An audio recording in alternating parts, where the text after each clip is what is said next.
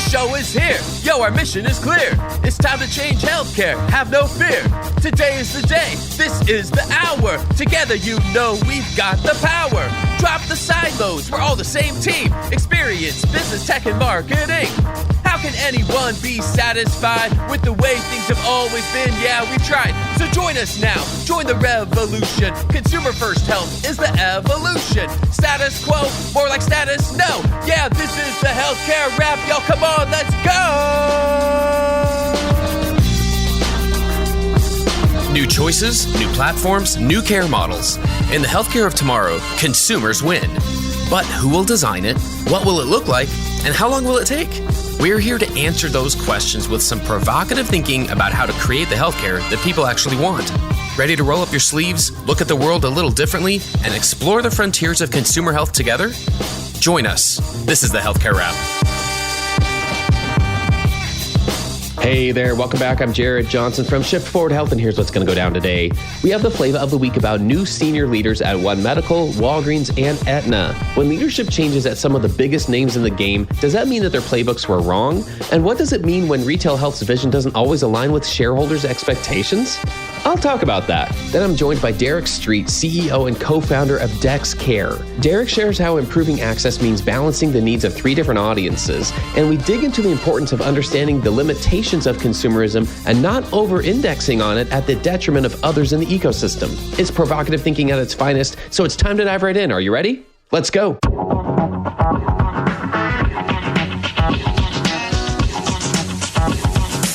Flava of the week. There's a changing of the guard at the top of some of the biggest names in the game. On August 31st, Amazon announced that Amir Dan Rubin is leaving One Medical later this year after 6 years as CEO. According to CNBC, he will be replaced by Trent Green, One Medical's current Chief Operations Officer. The next day, on September 1st, Walgreens Boots Alliance announced the departure of CEO Rosalind Brewer after less than 3 years in her position. She will be replaced by board member Ginger Graham as interim CEO while the company searches for a successor. And Daniel Fink, president of Aetna, has stepped down for health reasons. He's been replaced by Brian Kane, who previously served as CFO of Humana, overseeing its primary care business. This announcement was made back in April, but took effect September 1st as well. There are different circumstances with each of these openings. Trent Green spent 14 years with Legacy Health as Chief Strategy Officer and then COO before joining One Medical last summer. Brian Kane has been credited as playing a key role in the formulation and execution of Humana's strategy during his time with the company. Before joining Humana, he spent 17 years at Goldman Sachs Investment Banking Division. And regarding Walgreens' search, I'm reading from multiple sources that they're looking to make an even greater push into healthcare as opposed to taking a step back. Let's take a step back and acknowledge that these jobs aren't easy, and based on social media chatter, rarely is anyone able to meet the lofty expectations placed on them. So first and foremost, as human beings, I want to give credit where it's due. There's a lot that I admire and respect about each of these leaders during incredibly turbulent times. At the same time, I want to acknowledge the challenge that exists for the incoming leaders of these gargantuan organizations. Big retail, health plans, and tech giants are not immune to market forces, financial headwinds, and the status quo. When leadership changes, does that mean that a company's playbook was wrong? After all, we're seeing that only certain pages out of some of those playbooks seem to have much success at all against the $4 trillion feeding the status quo players who don't want to be disrupted. But I don't know if I'd go that far. To me, it simply means that retail health's vision doesn't always align with shareholders' quarterly expectations, which gives me even more reason for us here in this community to advocate for consumers' health needs. As you know, I'm cheering for every organization and now every leader who is actively working to make healthcare easier and less expensive. I firmly believe the road to better health in this country is finding the right spaces for retail health, payviders, digital health, and traditional provider organizations to coexist. Let's support anyone with a vision for consumer-centered innovation in healthcare and continue to advocate for them rather than wait for them to fail. That's another way that we'll build the healthcare of tomorrow. And that's the Flava of the week.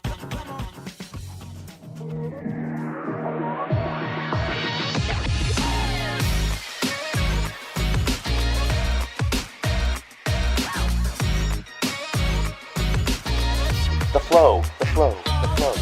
Hey everyone, let's get into the flow. Give it up for Derek Streat, CEO and co-founder of DexCare. Derek, welcome to the Healthcare Wrap. Thanks for the opportunity, Jared. Glad to be here. You were just mentioning that it feels like officially the end of summer in the Seattle area. You said so it's no longer a little bit of sun. The clouds have come out. The rain has come out. Is that true? Yeah. We're living the dream up here in Seattle. You get to September 5th and it gets cloudy and rainy. It actually September's a pretty good month, but this particular day, it feels like everybody needs to be back in school and back at work. It's sort of that environment right now. And we didn't actually get into this in our kind of pre-show here, like our prep.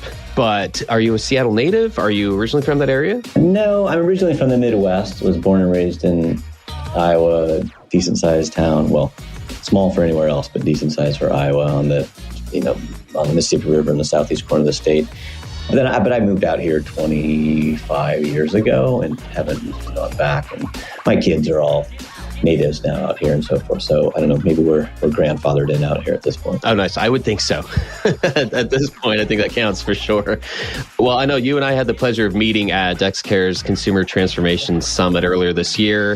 So I've been looking forward to diving deeper with you and having a chance to dive into some of these topics. But before we get there, let's help our listeners get to know you a little bit better. What would you like them to know about you personally or professionally? I care deeply about the work that I do. There's only so much time any of us have to allot to anything. And so I care very deeply about healthcare and ensuring that people have access to it. We'll talk a little bit about that with DexCare, but everything comes from a very personal point of reference for me. I've had some pretty significant health issues in my family with my daughter and others. And so about 12 years ago or so, 13 years ago, decided to devote everything in my life, for-profit, nonprofit, to just making it easier for people to get access to healthcare, including myself, right? There's a very sort of selfish, I guess, motivation here as well, but it all aligns. One other thing I like to ask related to that is if there's a piece of career advice that you've received along the way that has stuck with you, one of those things that has either guided you feel like at an important point in your career, but just anything that comes to mind there? Yeah, I don't know that it's advice I've received directly. I don't even know if it's a quote I've actually heard or if I made it up. I seem to think that it was an article I had read years ago by the founder of IDEO, the world famous design firm, and I believe that person had talked about how what had made them successful was that they really didn't spend any time worrying about kind of the risk of losses, if you will. So there's a lot of ways to kind of think of that.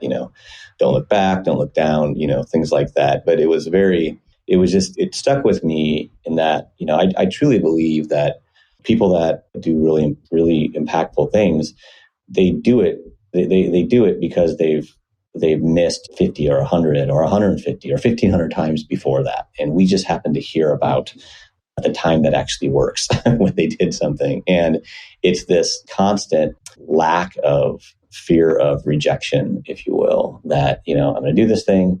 It doesn't work. I don't care. I'm not even going to look back and worry about people laughing at me or thinking that it's not, I failed, done this. I very well may have failed. But, if I just keep going, I'm eventually going to keep trying enough stuff and something's going to work out. And everybody will forget about those failures. And that is, in fact, what happens. I think you could look, again, at any successful person in any domain. And if they were really being honest with kind of how they got there, they would have horror stories of the things that didn't work out before. But they just didn't pay attention to that. They just kept on going and eventually found the thing that did. And so that's always stuck with me. There's lots of different ways of kind of getting at that, I'm sure. But I think it was a founder of IDEO that had kind of talked about his background that way, or their background that way. What a great reminder. Well, I'll tell you what, let's set the stage for the rest of our conversation here. I'd love to just think at a high level, just some of the things you're seeing and observing and reading about. Where do you think hospitals and health systems are doing it right? What do you think they're doing well when it comes to providing a superior consumer experience? And then we'll talk about where they're struggling. But I'd love to hear just what do you think is going well? Like, what are some things you're seeing and reading about where you're like, yeah, that's going well for them? I like this question. We'll talk about DexCare in a moment, but our customer, our health systems, our users of our platform are patients and providers, but the customers are our health systems. So we spend a lot of time, as you would in any business, understanding their needs and wants and how to work with them closely.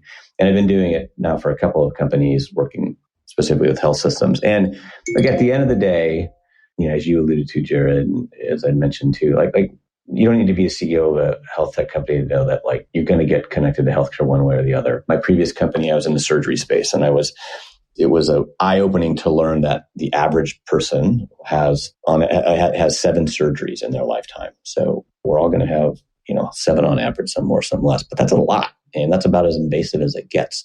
And then there's all the other stuff that happens. And at the end of the day, for all the bluster of the disruptors in healthcare and retailers and e-commerce organizations and insurance companies and all those folks, at the end of the day, we all still need to get care. And what health systems do really well is train up people that are already overachievers, make them even more accomplished, and fill their big brains with even more knowledge to take care of all of us, which we're all going to need at some point, including, even if you can do things in an asynchronous, digital, robotic, automated, choose your adjective way, at some point, somebody's going to need to lay hands on you and take care of you. And that's what health systems do better than anybody else. They fix people when they need to get fixed. Now, there's a whole bunch of other issues that they do less well, which you're probably going to ask about here in a moment, but making sure that you get bandaged up, fixed up, treated well, consumer experience aside, literally save lives. And there's not a lot of fields where you can say that's the case. Where do you think health systems and hospitals are struggling for the most part when it does come to the consumer experience side of things? Well, yeah, I think a couple areas. They're not consumer-oriented entities. They haven't had that to be that way in the past. So they just don't often have that DNA. Furthermore, you operate in an environment where there's just more limitations. And some of those limitations are good, by the way, right? I mean, Amazon can be really effective at ensuring that my quote unquote shopping cart, right, fills up with all sorts of stuff I didn't know that I needed. But, accoutrements I want to add to this one thing I went there to look for. And I can be fine with it. They're helping me out because it's some superfluous thing that I'm buying. We get a lot more concerned when that happens with, filling up your healthcare shopping cart, right, with procedures and things like that, even if appropriate, quite frankly. So there's a lot of limitations they have just by virtue of the space they're in. Some of those are good, but it does make things slower. I think legacy systems, also are rate limiters within health systems. I mean, most health systems are, beholden to 1 of 2 or 3 electronic medical records that have been around for decades and can have them captive from a standpoint of how far and fast they can advance digitally as well. So those are all things that hold them back from, being as nimble and progressive, if you will, as again, the sort of disruptors of the space. Some of those things are good. I don't think you want to completely. There are environments where a little bit of friction is good. This is one of those environments, but it could be better. Yeah, well, I like that because it implies that this isn't placing blame on anyone. It's just a fact of organizations that have not traditionally been consumer oriented, that it's not as simple as somebody telling them they need to be and all of a sudden, oh yeah, now we have all that figured out. I think it's all about how we approach it and how we approach it in a collaborative way to say, yeah, like let's set some realistic expectations here. And yeah, there's a lot to it, which leads us to kind of where DexCare fits in. Can you give us a layperson's explanation of what DexCare does and what problems it addresses? We're focused on here at DexCare is ensuring that everyone, everywhere, enjoys exceptional access to the best expertise to prevent, treat, and cure illness. And the way we do it is by providing a software platform that orchestrates both the demand side of healthcare, so patients looking for care, and the supply side of healthcare, the providers that can, and the systems that can actually service them. And we do it across all service lines. And the way we accomplish that is we ensure that the care that's offered by those health systems and the customers of ours is more easily discoverable to patients and consumers being the ones that may not already be with a particular health system or have a particular care provider. We ensure that it's a lot more discoverable anywhere somebody may think about needing some care, not just on the health system website. And then we ensure that we help those individuals navigate to the safest and best care options for them.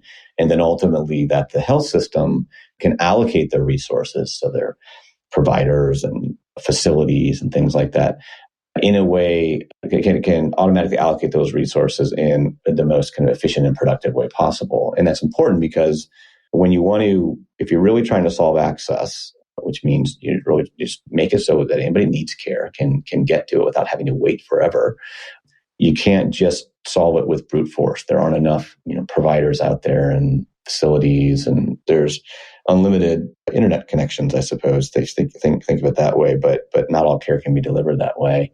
And so, because you have limited resources, you've got to ensure that they go as far as you possibly can take them so they can see the maximum number of people. And that's what DexCare helps those health systems do, which then benefits the patients. And we also do it in a way that makes it so that providers get less burnt out as well in the process, because they're seeing more of the appropriate patients versus putting time into people they're less qualified to see. I'm thinking from the perspective of an everyday person, maybe one of my parents, or just somebody who does need some care done.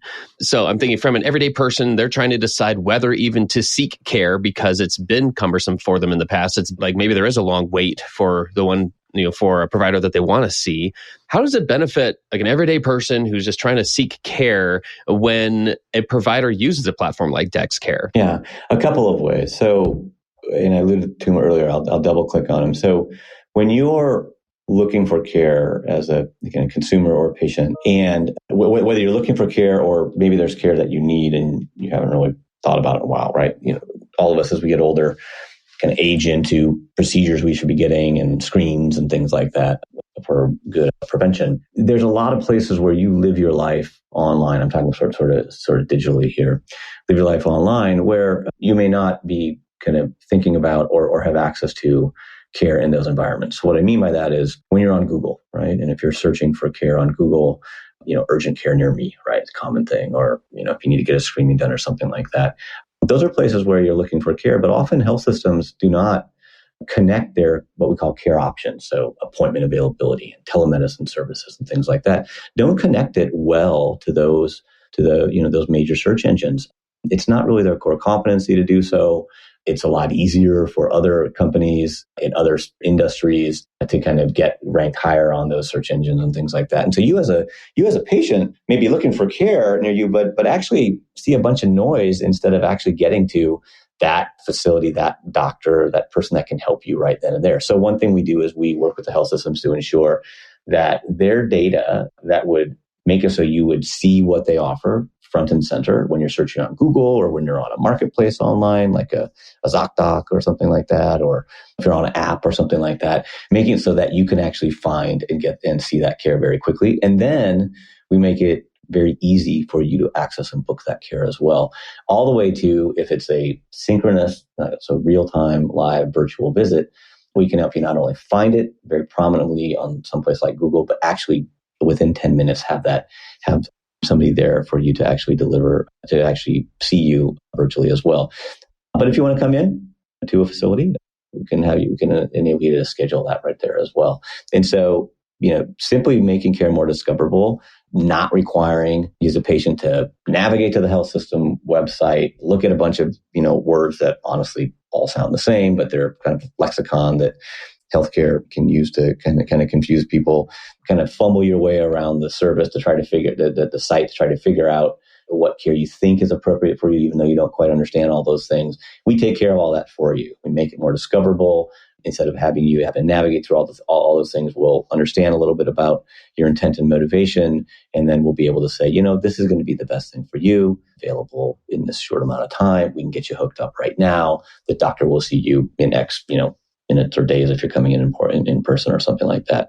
So that at the end of the day, that helps you get, as a patient, helps you get access to a lot more care. And then the provider benefits as well, and so does the health system. I love that. Let's dive deeper there, especially on the health system side, because if that math doesn't work out, then it's awfully hard to invest in improving this experience and the access for the patients. Tell me about that. Yeah, so let me pull back a little bit. So there are three, we believe very much in this, there are three constituencies that need to be considered when you're trying to solve healthcare access. And we don't think anybody really does it well. So we're trying to address that problem. The first is patients. So we talked about that.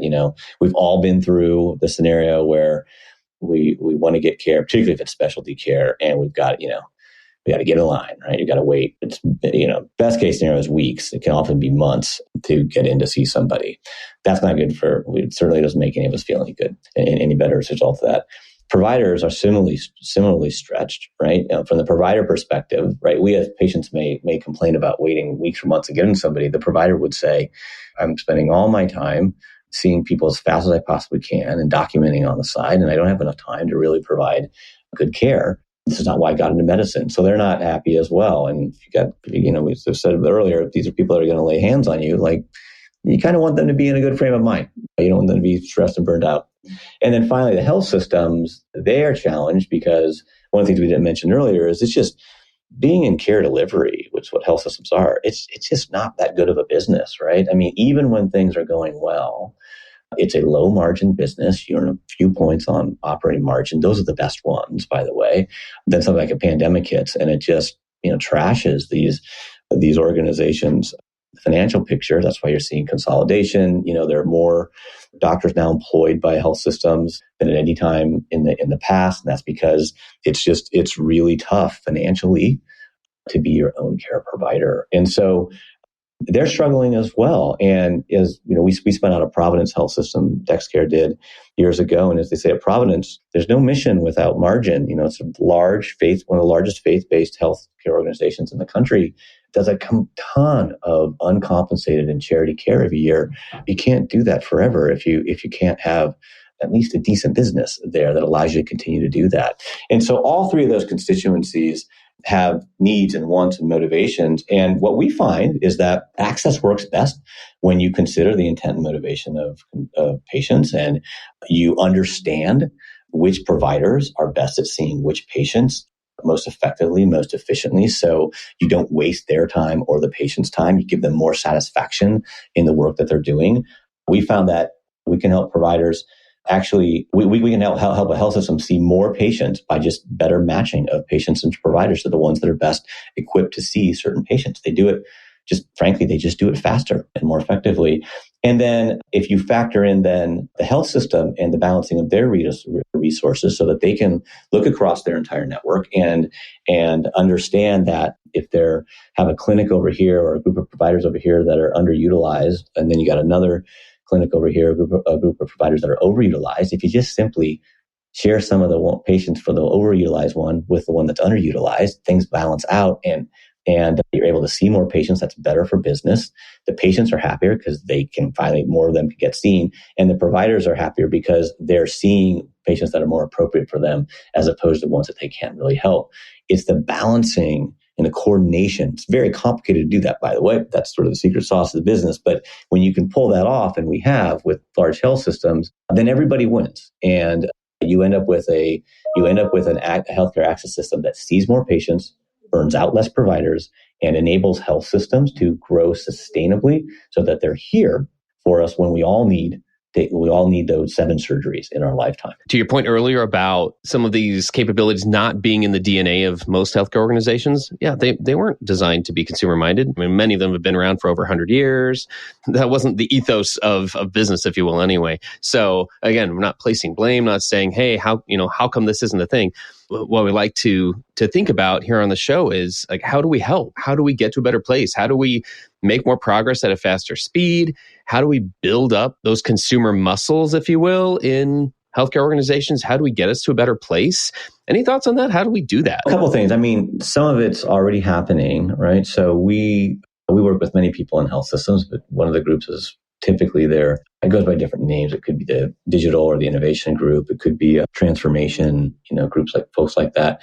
And they've increasingly brought people in from outside the industry to bring that DNA in.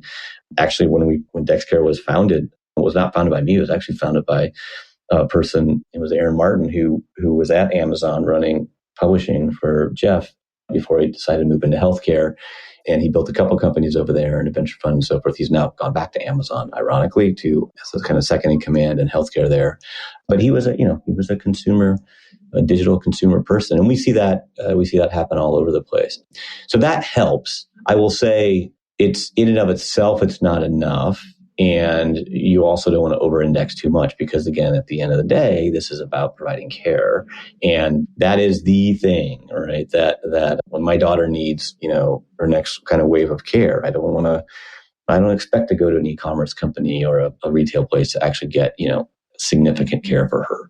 And so they need to make sure you balance those kind of outsiders with insiders as well. We have a lot of respect for the insiders as well. I think another thing that kind of, again, holds back speed that I mentioned earlier is just the legacy kind of IT infrastructure inside of health systems. Where we found a lot of success at DexCare is in not replacing, but amplifying those underlying systems. Health systems have invested too much time, too much money to go backwards now on some of those systems. So you need to respect them as sources of truth, but it doesn't mean you can't amplify them and make them more effective, right? So we work with a lot of health systems where we'll, for example, push and pull data from the EMR in a way that allows us to do the things I mentioned earlier, so that care is much more discoverable in the places people are hanging out online, not waiting for them to come into the website or their MyChart account or things like that. So, that holds them back, but there's an opportunity there as well to do better. And we're showing that. And then I guess I would say the final thing I would say is just a little bit of caution, right? It goes back to my earlier point of I think as people in this industry, as patients, right, as humans, we can over-index on this consumerism stuff too much as well. And don't get me wrong, we have a consumer front end, very effective for the health systems that we work with and their patients and providers. That being said, it's care at the end of the day, right? So a little bit of friction is good, right? So I'll give you an example, right? In an e-commerce world, quote unquote, fill up the shopping cart as much as possible to get, share a wallet and increase LTV over time and all sorts of kind of very esoteric metrics in that space.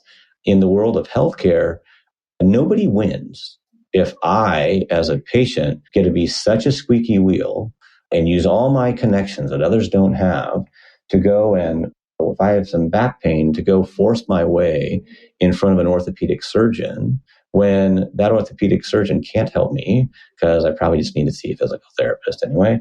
And I jump the line, and now that person can't see people that actually do need help.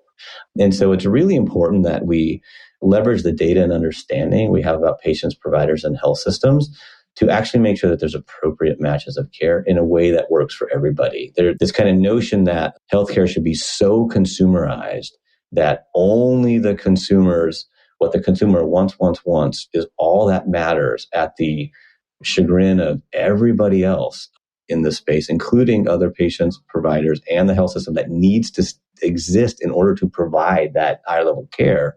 That's just backwards. And I think, so that makes healthcare a little bit different, and we need to give healthcare a little bit of grace. It needs to move faster towards consumerism, and there are ways to do that, but it shouldn't go too far because it's different. It's different than other spaces. Is there anything you can share about where DexCare is headed in the next 6 to 12 months, either to that end? Because I love the thought of being aware of how you can over-index on consumerism and which demands or needs impact the needs and expectations of others in the healthcare ecosystem. Is there anything you can speak to about where things are headed in the short term? Yeah, in the short term, we're very focused on doing what we do well right now, which is ensuring that healthcare access is better for patients, providers, and health systems. So that, very tactically speaking, that involves working with more and more health systems so we can serve more patients. Right now, the health systems we work with around the country cover about 25% of the U.S. population. We've got 1 million. We're coming up on 1 million people, this year alone that have gone through DexCare-powered care experiences. We just need to keep doing more of that and investing in our understanding of patient intent and motivation, what providers need and what health systems need as well. We're pretty busy right now. So when you ask me the short-term question, it's continue to do more of the same because it's working really well for everyone. Love that. All right, just one more question for you then. I love dreaming about the destination. So this is more longer term horizon, right? But if, let's say these efforts are successful, let's say there's a better understanding of and implementation of consumer-centered innovation out there, what do you think that looks like? And what do you hope we're celebrating in the industry 3 to 5 years from now? Yeah, I think, so we're very focused on access. I think there's if you kind of really blow up that question, there's lots of things in healthcare that are incredibly exciting longer term, from precision medicine to the flavor of the day around generative AI. There's all sorts of things. We're very focused on just making access better for everyone. So when we think of the destination, surprisingly, I would say, unfortunately, surprisingly, It seems pretty pedestrian, but it's really hard to do. And that is, we need to change this kind of paradigm where we think of healthcare access as simply getting an appointment, right? So much of healthcare happens outside of a doctor's appointment. And I'm talking about virtual or in person. We do that when we have something that ails us, that when we feel bad, we need something that needs fixing. So it's important. But we all know that healthcare really starts and ends with, what we do outside of a doctor's office or a virtual visit.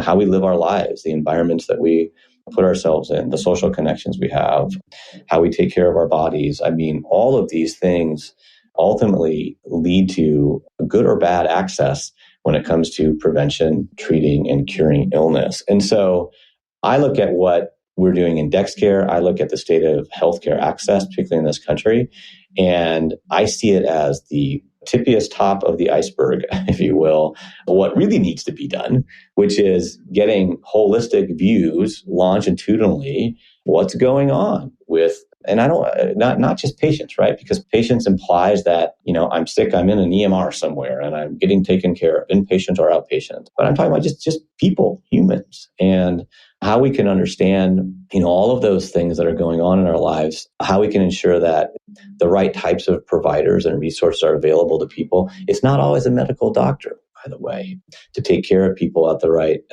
time for those things. And then how we can have institutions put together, which isn't always a health system. I'm not saying we believe in health systems, but they're not the only institutions that can do this, particularly if you think more broadly about care and prevention and cure beyond just treat, how we can ensure that those systems, that those institutions are able to grow sustainably. That's a big, big vision for access. DexCare alone is not going to do it. It's definitely it takes a village kind of an idea here. But that's where I'd like to see us go. I don't know if we can do it in 3 to 5 years, but we're going to keep pushing in that direction as at least part of the solution to that problem or getting to that vision. Thanks so much for giving us a lot to think about today. For those who want to learn more about DexCare, is there a place to send them? Is that just on the website, or is there a good way for them to connect with you, maybe on LinkedIn? Best way to find us is at our website, www.dexcarehealth.com. We do have a LinkedIn presence as well. Just search for DexCare, DexCare, and LinkedIn. You'll find us there as well, or any of the socials. Outstanding. Well, that's a wrap for this episode. I've had the absolute pleasure of speaking with Derek Streat from DexCare. Thanks so much for joining us today. Thanks for the opportunity, Jared.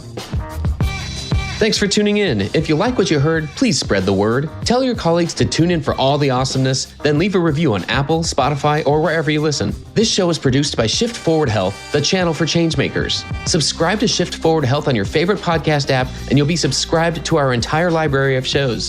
See our full lineup at shiftforwardhealth.com. One subscription, all the podcasts you need, and it's all for free. And remember, we might have a lot of work to do in healthcare, but we'll get there faster together. Thanks again.